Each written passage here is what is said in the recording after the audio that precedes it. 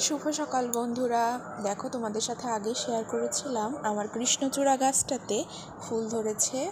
এটা হচ্ছে সেই প্রথম ফুলটা। এর ওপরের পাপড়িগুলো হালকা হালকা হলুদ ছিল প্রথম দিন, আর ভেতরটা ছিল লাল। প্রথমে ভেবেছিলাম এটা হয়তো বা রাধাচূড়া, কিন্তু দ্বিতীয় দিন দেখি পুরো ফুলটাই লাল হয়ে গেছে। আর আজ চতুর্থ দিন, আজ দেখছি এই ফুলগুলোর ভেতর থেকে, এগুলো সম্ভবত বীজ, সিমের মতো দেখতে কিন্তু ছোট, এগুলো বের হচ্ছে। আর অনেকগুলো ফুলই ফুটে গেছে ইতিমধ্যে। এই যে এগুলো তৃতীয় দিন ফুটেছে, একটা দুটো করে ফুটছে, এই যে কয়েকটা ফুটেছে। ফুলগুলো দেখতে খুবই সুন্দর। এই পুরো মঞ্জুরিটার সবগুলো করি আস্তে আস্তে ফুটে যাবে, তখন দেখতে আরও সুন্দর লাগবে।